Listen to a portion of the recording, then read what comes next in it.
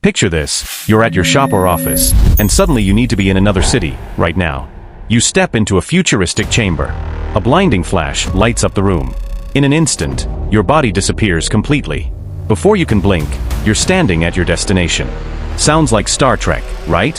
Here's the crazy part, a piece of this idea is no longer science fiction. Physicists have already started teleporting real things. Not people. Something far stranger. It's called quantum teleportation, and it could rewrite the rules of computing and the internet as we know it. But before we get to the how, we need to talk about the strangest relationship in the universe. The cosmic twins. The star of this story is one of the weirdest laws in physics, quantum entanglement.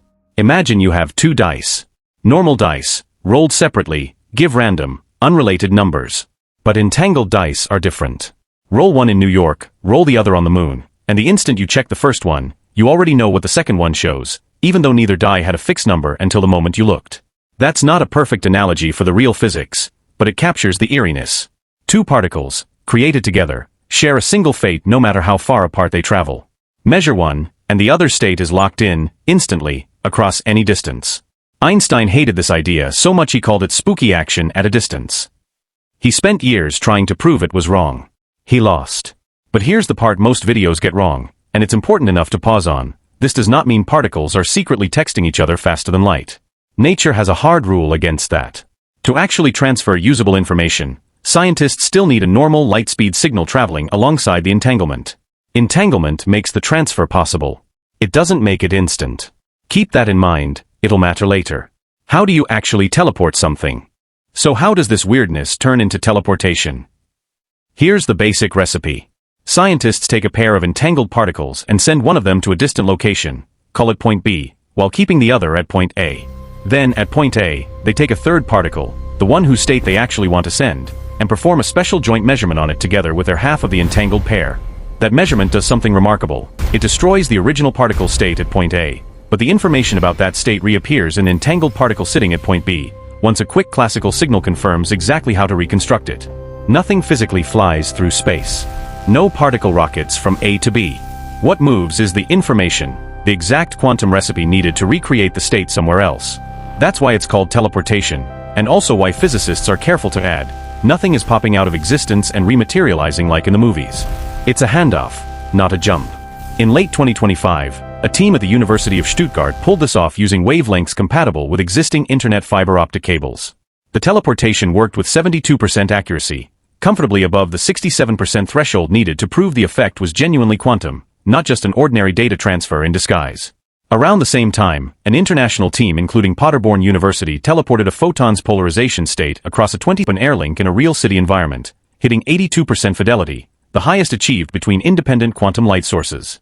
One physicist on the German team, Peter Michler, called it the first time worldwide that quantum information had been transferred between photons born from two completely different sources. 10 years of work led to that single result.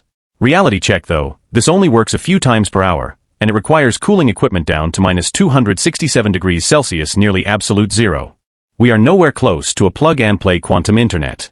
This is still very much lab science. The distance problem, and how it's being solved. Every teleportation experiment faces the same enemy, distance. Quantum states are fragile, and the particles carrying them get lost or corrupted the farther they travel. So the history of this field is really a history of pushing the distance further and further. Back in 2007, researchers achieved photon teleportation across 144 kilometers, using optical fiber between two Canary Islands. That record climbed to 248 kilometers a few years later.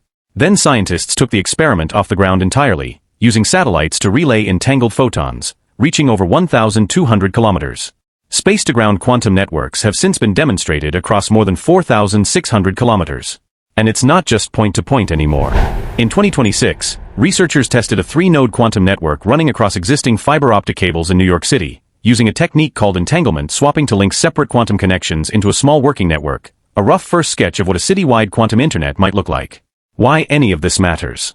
Here's where it gets wild. A future internet built on quantum teleportation could be extremely difficult to intercept without detection, for a very specific reason. In classical computing, a hacker can copy data without leaving a trace. But quantum information doesn't allow copying. The moment someone tries to peek at or intercept the quantum state, that state changes. The disturbance itself becomes evidence.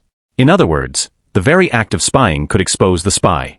This principle already powers something called quantum key distribution, which is being tested for securing everything from banking transactions to government communications. Full-scale quantum teleportation networks would take that same idea and scale it up, potentially making entire categories of cyberattacks obsolete, not just detectable. Teleporting entire humans? Still firmly in Hollywood territory, the amount of quantum information in a human body is almost incomprehensibly large, and even 10 years of research has only gotten photons to work reliably at 82% fidelity over a few hundred meters. But teleporting information? That era has already begun. And every year, the distances get longer, the fidelity gets higher, and the equipment gets a little less exotic.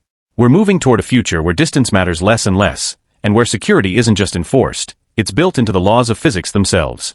So here's the question worth sitting with. When the day finally comes that stepping into a teleportation chamber is as normal as boarding a plane, would you be brave enough to step inside?